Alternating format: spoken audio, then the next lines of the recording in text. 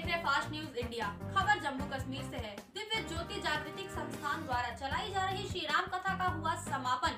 अब खबरें विस्तार से। जी हां, खबर जम्मू कश्मीर के सुंदरी बनी से है, जहां दिव्य ज्योति जागृति संस्थान द्वारा चलाई जा रही श्री राम कथा का हुआ समापन। आपको बताते चले कि कथा में लोगों ने श्री राम भगवान के आदर्श, चरित्र, धर्म और उनकी लीलाओं के पीछे आध्यात्मिकता रहस्य को उजागर करते हुए लोगों को जागरूक किया। तो वहीं इस मौके पर स्वामी सुचेतानंद ने लोगों से श्री राम द्वारा बताए गए सही रास्तों पर चलने का अनुग्रह किया। देखिए जम्मू कश्मीर से हमारे संवाददाता संजीव शर्मा की यह रिपोर्ट। यह उस दृश्य का अवलोकन हमने किया है उसी नगरी में पहुंचकर।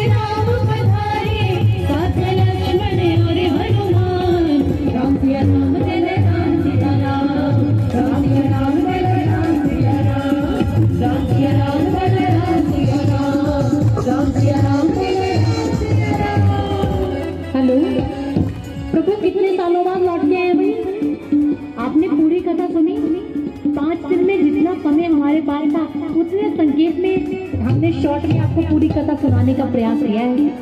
कितने वर्षों बाद लौटे हैं प्रभु? श्री राम की कथाओं का प्रचार प्रसार हो सके, सनातन धर्म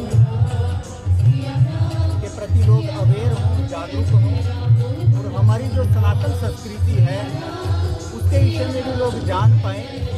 और प्रभु यहाँ पर कथा के माध्यम से ऐसा नहीं कि सिर्फ प्रभु श्री कथा है वही बांटी जा रही है।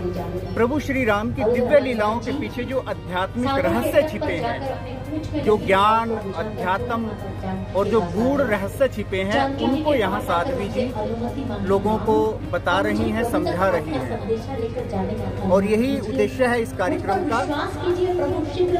प्रभु श्री राम की शिक्षाओं से भी लोग अवगत हों, जो मर्यादाएं हैं, और साथ के साथ जो ज्ञान प्रभु श्री राम ने जनमानस को उस समय प्रदान किया, ब्रह्म ज्ञान, लोगों को उस अध्यात्म से जोड़ा, ईश्वर से जोड़ा, ईश्वर का दर्शन करवाया, वो उस ज्ञान के विषय में भी लोगों को जागरूक किया जा रहा है।